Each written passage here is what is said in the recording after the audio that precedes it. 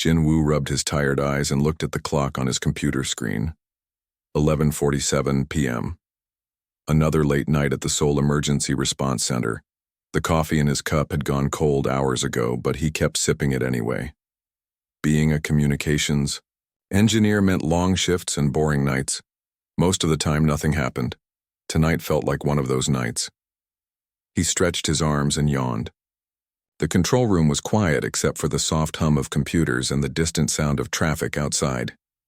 His colleague Na-Yu sat at the desk next to him, staring at numbers on her screen. She was an astrophysicist who worked with the city's early warning systems. Smart woman, but she always looked worried about something. "Hey, Na-Yu," Jin-Woo said. "Want some coffee? I'm making a fresh pot." She looked up from her screen with a frown. "Jin-Woo, come look at this. Something strange is happening." Jin-Woo walked over to her desk. Her screen showed wave patterns and energy readings that meant nothing to him. But Na-Yu looked scared, and she was not someone who scared easily. "What am I looking at?" he asked. "Energy readings from space. They started showing up an hour ago. The patterns are not natural, they look artificial." She pointed at the screen. "And they're getting stronger." Before Jin-Woo could ask more questions, every alarm in the building started screaming. Red lights flashed on the walls. His phone buzzed with emergency messages. Na-Yu's screen went crazy with new readings. "What's happening?" Jin-Woo shouted, over the noise. Na-Yu's face went white. The energy source just got a lot closer, like really close. Jin-Woo ran back to his station and checked the city's communication systems. Reports were coming in from all over Seoul. People were seeing lights in the sky, strange lights that moved in ways that aircraft could not move. The building shook, not like an earthquake, more like something huge had landed nearby. "Jin-Woo!" Na-Yu called out. "Look outside." He ran to the window and looked up at the night sky. What he saw made his heart stop. Massive ships hung in the air above the city. They were not human ships. The shapes were wrong. The lights were wrong. Everything about them was wrong. They looked like they were made of liquid metal that shifted and moved. More ships appeared out of nowhere. Not flying in, just appearing like someone had turned on a light switch. Jin-Woo counted 10, then 20, then stopped counting. They filled the sky above Seoul. His phone rang. The caller ID showed Rami, his younger sister. Jin-Woo. Rami's voice was high and scared. "Are you seeing this? The ships? I'm at the university and everyone is going crazy. The physics building is detecting impossible energy readings. Time itself is acting strange." "Rami, where are you exactly?" Jin-Woo asked. "The quantum lab on the 5th floor." "Jin-Woo, these things are doing something to time. Our clocks are running backward and forward. It's like..." The line went dead. Jin-Woo tried to call her back, but his phone had no signal. He checked the communication systems. One by one, cell towers across the city were going offline. Not damaged, just turned off, like someone had flipped a switch. "They're targeting our communications first," he said to Na-Yu. She nodded. "Smart, cut off our ability to coordinate." Through the window, Jin-Woo saw beams of blue light shooting down from the ships. But these were not normal weapons. When the light touched buildings, the buildings didn't explode or burn. They just stopped. Like someone had pressed pause on them. Cars froze in the middle of the street. People stopped walking and stood like statues. "We need to get out of here," Na-Yu said. But before they could move, one of the ships turned toward their building. Jin-Woo saw something that made no sense.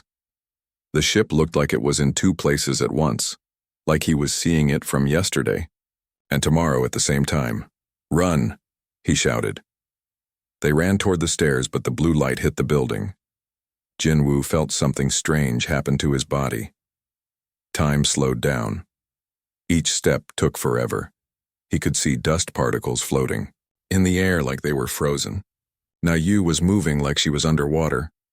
Then the pain started. Not physical pain, something worse. Like someone was reaching into his mind and turning off switches one by one. His memories started to fade. First his childhood, then his teenage years, then his time in college. Jin-Woo fought against it. He thought about Rami, about his parents, about everything that made him who he was. But the alien weapon was too strong. His thoughts became fuzzy. His vision went dark. The last thing he remembered was a voice in his head. Not his voice. Something cold, and many voices speaking as one. Human resistance noted. Timeline revision required. Then Jin Woo died. Jin Woo opened his eyes. He was sitting at his desk in the control room. The clock on his computer screen read 11:47 p.m. His coffee cup was full and hot. Na Yu sat at the desk next to him, looking at her screen with a frown. "Wait," Jin Woo said out loud. "This already happened." Na Yu looked up. "What already happened?" Jin Woo stared at her. She looked exactly the same as before, worried about something on her screen. But Jin Woo remembered everything. The ships, the blue light, dying. It had all been real. "Na Yu, in about 30 seconds you're going to see strange energy readings from space." She looked at him like he was crazy. "How could you possibly know that?" Jin Woo's heart pounded. He remembered every detail of what was about to happen.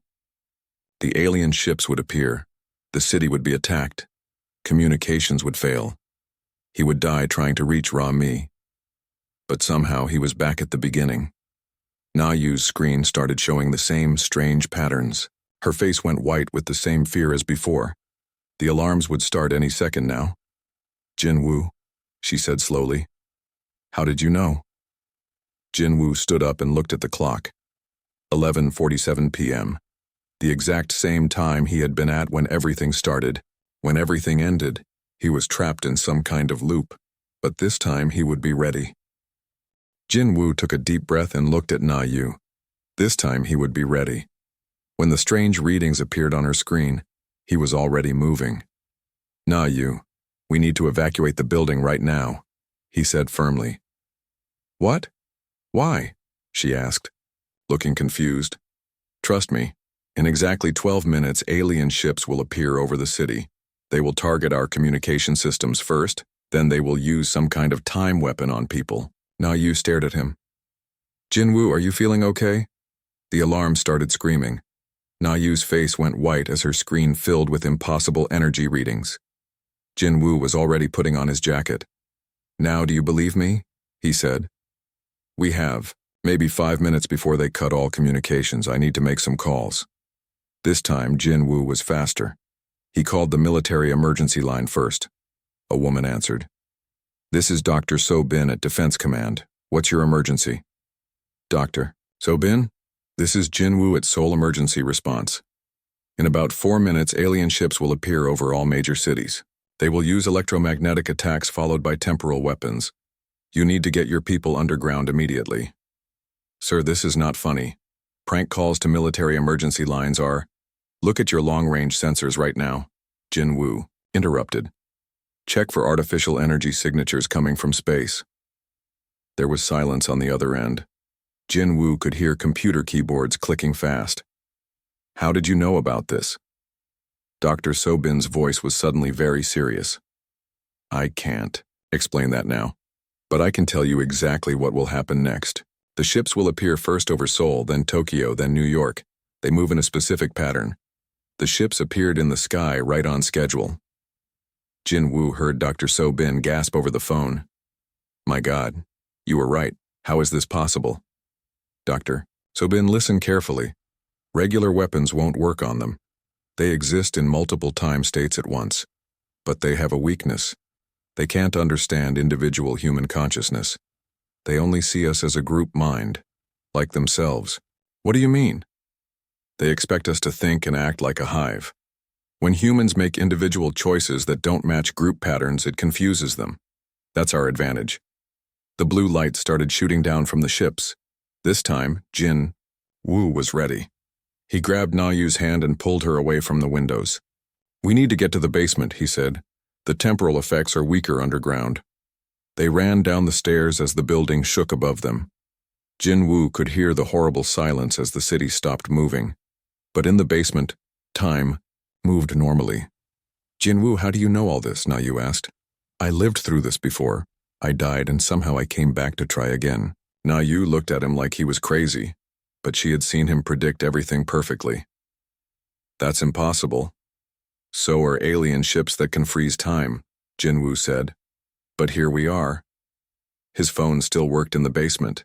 He called Rami at the university. Rami, get to the lowest level of your building right now. Bring anyone you can find. Jinwoo, how did you know to call? The ships just appeared and... Just trust me. Underground. Now. This loop lasted longer than the first one. Jinwoo learned that the aliens called themselves the Collective. They spoke in multiple voices that thought as one mind. They had been traveling through space and time for thousands of years, destroying civilizations that might become threats to their perfect unity. But Jinwoo also learned something important. The Collective had never fought humans before. They didn't understand how humans could think differently from each other. When Dr. So Bin's soldiers acted on individual initiative instead of following group orders, it confused the alien weapons. Jin Woo died again when the main invasion force arrived, but this time he had gathered much more information. The third loop started the same way. 11:47 p.m. Na Yu at her desk. But this time, Jin Woo had a plan. He called Dr. So Bin again and convinced her to trust him. Then he asked for something. Special. I need to speak with your best special forces soldier. Someone who can think and act independently. That would be Joe A., Dr. So Bin said. But why? Because individual thinking is our weapon against them. An hour later, Jin Woo met Joe A. at a military bunker outside Seoul. She was a small woman with sharp eyes and quick movements. She listened to Jin Woo's story without interrupting. So you're saying these aliens can't handle it when we act unpredictably? She asked. Exactly. They expect all humans in a group to think the same way. When someone breaks that pattern, their targeting systems get confused. Joe smiled. I can work with that. They developed a plan. When the ships appeared, Joe's team would split up and act completely independently. No radio contact, no coordinated moves. Each soldier would make their own decisions about how to attack. It worked better than Jin Woo had hoped. The alien ships seemed to lag and stutter when faced with 12 soldiers doing 12 different unpredictable things. Joe A. managed to plant explosives on one of the smaller ships. It's working, she shouted as the ship crashed into the Han River.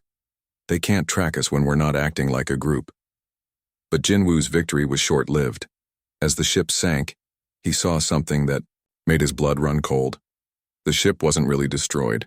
It was flickering in and out of existence like it was being pulled back to somewhere else.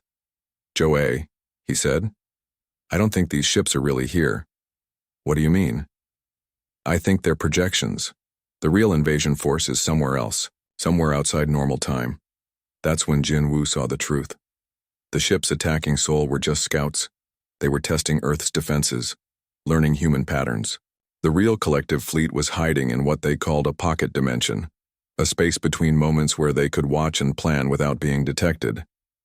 Every time Jin Woo died and the loop restarted, the collective learned more about human responses. They were using his own time loop against him, gathering data on how humans fought back. Jin Woo felt sick as he realized what was happening. The loop wasn't a chance to save Earth, it was a trap. Every time he tried something new, the collective learned how to counter it.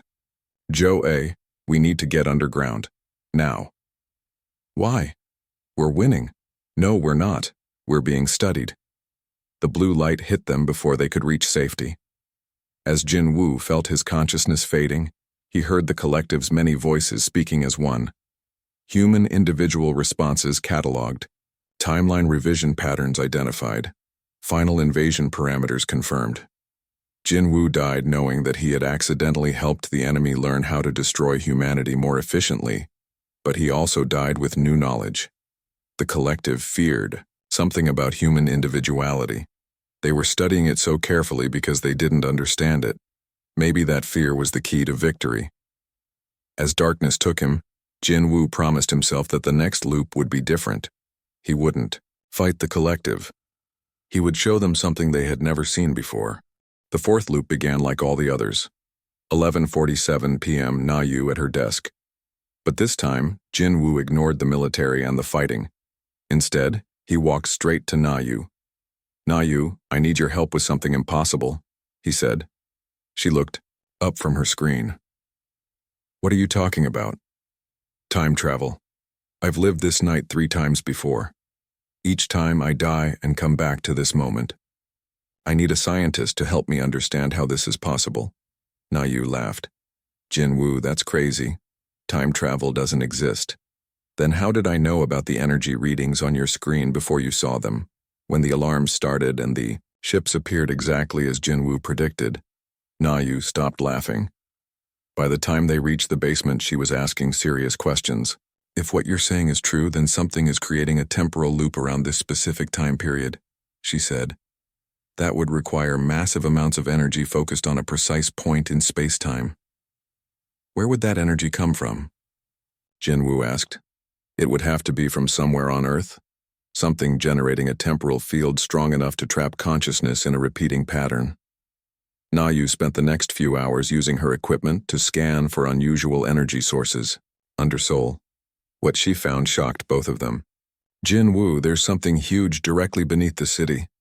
It's been there for a very long time, maybe thousands of years, and it's putting out temporal energy that matches the loop pattern you described." "What kind of something?" "I don't know, but it's artificial. Someone built it." Before they could investigate further, the collective's main force arrived. But this time, Jin Woo learned something new. An old man appeared in their basement hideout just before the final attack. He was thin and gray-haired with kind eyes that seemed to see too much. "You must be Jin Woo," the old man said. "I am Professor Lee Ho. I've been waiting for someone like you." "Someone like me?" "Someone caught in the loop, someone who remembers." Professor Lee Ho smiled sadly. "I helped build the system that's keeping you alive. I've been hoping someone would eventually figure out how to reach the control center." "What control center?" "The one that's generating your time loop. It's not alien technology, Jin Woo. It's human. Very old human technology that most people have forgotten about," Professor Lee Ho explained quickly. Deep under Seoul was an ancient facility built by humans who lived on Earth long before recorded history. These humans had fought the collective before in a war that spanned multiple timelines and realities. "The facility is designed to activate when the collective finds us again," Professor Lee Ho said. "It creates temporal loops to give humanity time to remember who we really are." "Who are we really?" Jin Woo asked. "Refugees, Jin Woo. Humanity didn't start on Earth. We fled here from another reality where the collective destroyed our original homeworld. But we're not just refugees. We're something the collective has never been able to understand or defeat." The blue light filled the basement before Professor Lee Ho could explain more. As Jin Woo died again, the old man's last words echoed in his mind. "Find the facility. Learn the truth."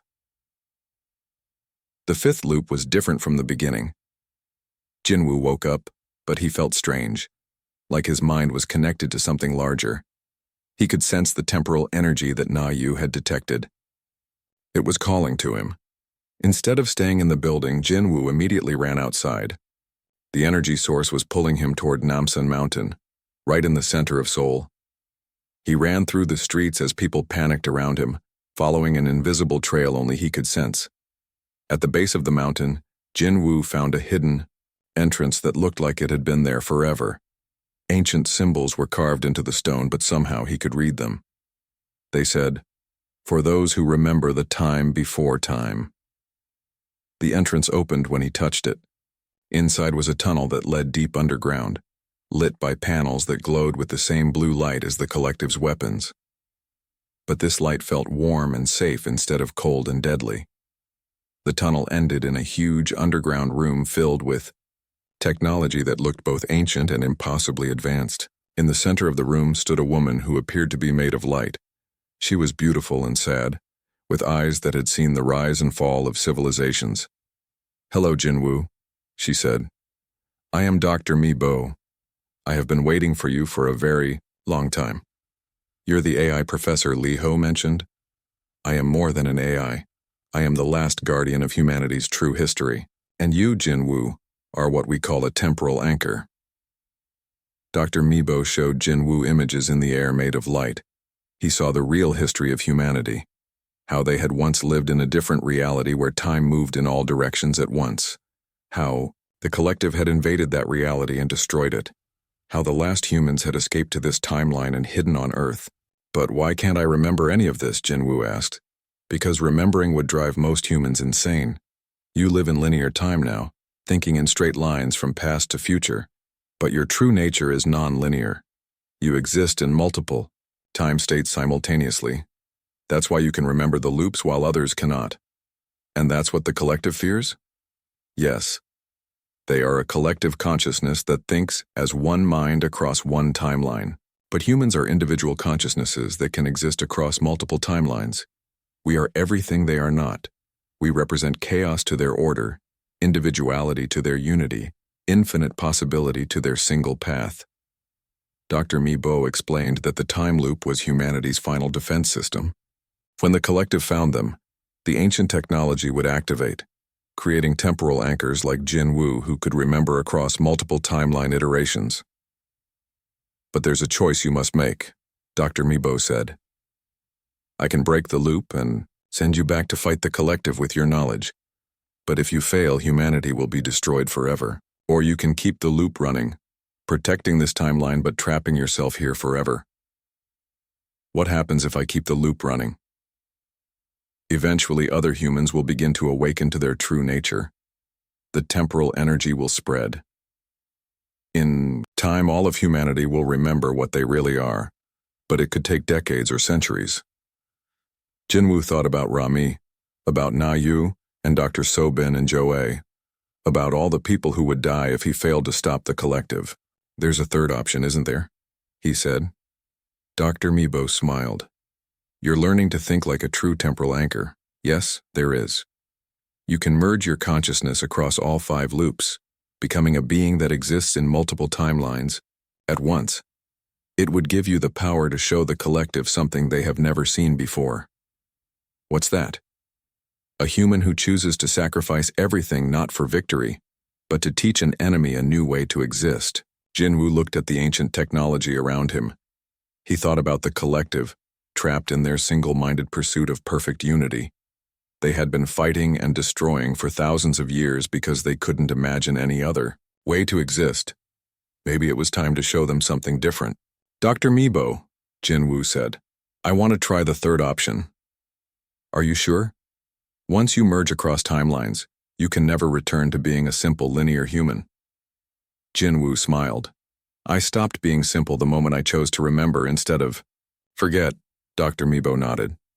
Then let us show the collective what humanity truly means. Dr. Mibo raised her hands and the ancient technology came alive. Lights flowed through crystal panels that covered the walls. Jinwoo felt something incredible happening to his mind. It was like doors opening in his consciousness, one after another. Suddenly, he could remember everything from all 5 loops at the same time. Not just remember, he could feel himself existing in each timeline simultaneously. In one reality, he was the scared engineer who died trying to save Na Yu. In another, he was the soldier fighting alongside Joe. In the third, he was the scientist learning about the collective. In the fourth, he was the truth seeker discovering humanity's real history. And here in the 5th timeline, he was becoming something new. I can see all of them, Jinwoo said, his voice echoing strangely. All the different versions of myself. You are now a true temporal anchor, Dr. Mibo said. You exist outside linear time. The collective will not understand what they are facing. Jinwoo felt power flowing through him. He could sense the collective's ships above the city. But now, he could also sense their real location in the pocket dimension. They were massive beings of pure thought, connected in a network that spanned galaxies. They had never known individual consciousness. Every thought was shared. Every decision was made by the whole group. They're afraid, Jinwoo realized. They've been afraid of humanity for thousands of years. Yes, we represent everything they cannot control. Individual thought, personal choice, the ability to change and grow. To them, we are chaos itself. Jinwoo closed his eyes and reached out with his expanded consciousness. He touched the edge of the collective's shared mind.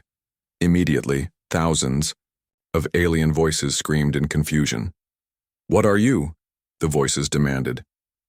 "You are one but also many. You are linear but also infinite. This is impossible." "I am human," Jinwoo said simply, "and I want to show you something." Before the collective could respond, Jinwoo opened his mind completely. He shared every memory from all 5 loops, but he didn't just show them what happened. He showed them how it felt to be an individual making choices. The collective experienced Jinwoo's fear when he first saw the ships. They felt his determination to save his sister, Rami. They experienced his confusion when he discovered the time loop, his anger when he realized they were studying him, his hope when he learned the truth about humanity. "Stop!" the collective screamed. "These thoughts are wrong. Individual experience leads to chaos and destruction." "Does it?" Jinwoo asked. He showed them more memories. Na-Yu choosing to trust him despite thinking he was crazy. Dr. So-bin believing his impossible story and helping him anyway.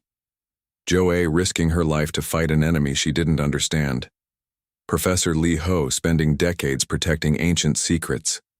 Each memory showed humans making individual choices to help others, even when it put them in danger.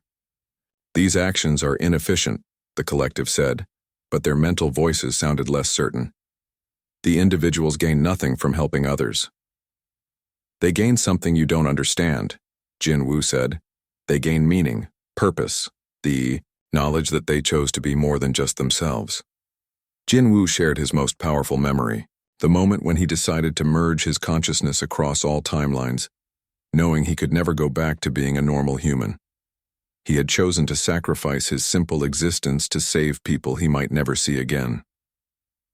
The collective went silent for a long moment. When they spoke again, their voices were different, confused, curious. "Why did you choose this? You could have stayed safe in the loop forever." "Because staying safe isn't the same as being alive," Jinwoo said. "And because, maybe just maybe, I could show you that there's another way to exist." "Another way?" Jinwoo smiled. "You've spent thousands of years destroying civilizations because you thought unity meant everyone had to think the same way. But what if unity could mean choosing to work together while still being individuals?" He showed the collective a vision of what Earth could become. Humans working together while maintaining their individual thoughts and dreams. Different species from across the galaxy, each bringing their own perspectives, creating something beautiful and complex that no single mind could imagine. "Impossible," the collective said. "Different thoughts lead to conflict." Sometimes, Jinwoo agreed, but they also lead to growth, to new ideas, to possibilities you never considered. The alien ships above Seoul began to flicker. The collective was withdrawing their scouts, pulling back to their pocket dimension. But they weren't leaving Earth. They were thinking. For the first time in their existence, they were experiencing doubt about their perfect unity. "Jinwoo," Dr. Mibo said, "they're beginning to understand. Some of them are starting to think individual thoughts." Jinwoo could sense it too. Parts of the collective were breaking away from the main group mind, not in anger or rebellion, but in curiosity. They wanted to experience what it felt like to be just themselves for a moment. "What happens now?" Jinwoo asked. "Now you break the time loop and return to your timeline. But you keep your abilities as a temporal anchor. Humanity will need leaders who can exist in multiple realities as we face what comes next." Jinwoo nodded. He reached out with his power and carefully unwound the temporal energy that had been keeping him trapped. The loop dissolved like morning mist above ground. Time began moving forward again. The alien ships faded away as the collective retreated to think about what they had learned. People who had been frozen by the blue light suddenly moved again, confused but alive. Jinwoo's phone rang. It was Ra-Mi. "Jinwoo, are you okay?" Something strange happened at the university. All our clocks stopped for a moment, and I had the weirdest feeling like I was living the same moment over and over. "I'm fine, Rami," Jinwoo said, walking out of the underground facility. Better than fine. We're all going to be fine. 5 years later, Jinwoo stood on the observation deck of Earth's first temporal defense station. The planet below looked peaceful, but he knew it was now the center of something amazing. Refugees from dozens of worlds had come to Earth after learning that humans could teach them to resist the collective's timeline erasure. Na Yu had become the head of Earth's temporal research program. Dr. So-bin led the defense forces that protected refugee settlements. Jo-A trained new soldiers in the art of individual thinking. Rami had developed technology that helped other species access their own temporal anchor abilities. The collective still existed, but they were different now. About half of their original unity had broken apart into individuals who called themselves the Separated. They worked with humanity to explore what it meant to exist as both individuals and a community. The other half remained collective, but they no longer destroyed other civilizations. Instead, they studied them, trying to understand how different forms of consciousness could coexist. Jinwoo still carried memories from all 5 loops. Sometimes he would meet people and remember saving them in different timelines. They never remembered him, but they would smile like they recognized an old friend. "Commander Jinwoo," his assistant called. "We're receiving a message from the Separated. They've found another world under attack by timeline erasure. They're requesting human assistance." Jinwoo smiled. Humanity had become exactly what they were always meant to be, not conquerors or victims, but teachers. They showed the universe that consciousness could take infinite forms, that unity and individuality could exist together, and that the choice to help others was the most powerful force in any reality. "Prepare the ship," Jinwoo said. "Let's go show someone else what it means to be human."